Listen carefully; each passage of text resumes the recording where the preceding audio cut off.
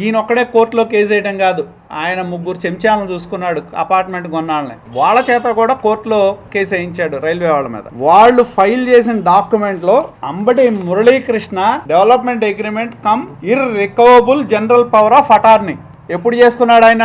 2/11/23 అంటే 8/9/23 నాటికే Eluru jute mill సంబంధించిన రైల్వే ఎన్ఓసికి సంబంధించిన అప్లికేషన్ రిజెక్ట్ చేశారు. రిజెక్ట్ చేసిన తర్వాత అంబటి మురళి నేను చెప్పానే కబ్జా చేశాడని చెప్పి 2/11/23 ఏలూరు జూట్ మిల్ వాళ్ళతో irrevocable development agreement power of attorney తీసుకున్నాడు. దానిలో ఎంత చక్కగా రాసుకున్నారంటే ఎందుకు ఇచ్చారు ఇతనికని, Eluru jute mill inducted Ambati Muralikrishna who is having more than 3 decades 30 సంవత్సరాల కన్స్ట్రక్షన్ లో అపారమైన అనుభవం ఉంది ఆయనకి.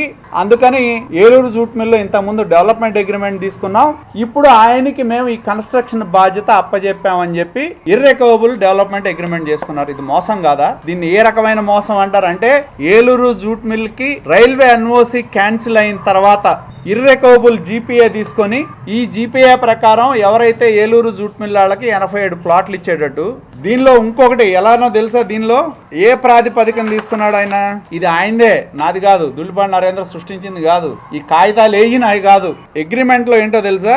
Green grace project is on going project, the developer agrees to take over the set project on and as is where is, ఎలా ఉందో అలా ఈ ప్రాజెక్ట్ ని మీద పర్మనెంట్ జీపీఏ తీసుకోవడానికి చేసుకున్న అగ్రిమెంట్ ఇది. ఉన్నది ఉన్నట్టుగా అంటే ఈయన అగ్రిమెంట్ చేసుకున్న నాటికి ఏలూరు జూట్ మిల్ కి రైల్వే ఎన్ఓసి క్యాన్సిల్ అయిన మాట వాస్తవం, తనకు తెలుసు అగ్రిమెంట్ చేసుకునే నాటికి. కానీ ఏంటంటే నాకు అధికారం ఉంది, అధికారం నా చేతిలో ఉంది, నా అన్న మంత్రి జగన్మోహన్ రెడ్డి ప్రభుత్వం నాది, కార్పొరేషన్ లో ఆయన చెంచాలు ఉన్నారు, కార్పొరేషన్ నాది అంటే ఎంత అదేమంటారో మరి ఆ పదాలు మీరు ఎతకాల్సిందే, నాకు కూడా పదాలు దొరకట్లే. ఆయన అగ్రిమెంట్ చేసుకునే నాటికే జీపీఏ కమ్ పవర్ తీసుకునే నాటికే railway NOC Eluru jute mill కి క్యాన్సిల్ అయింది.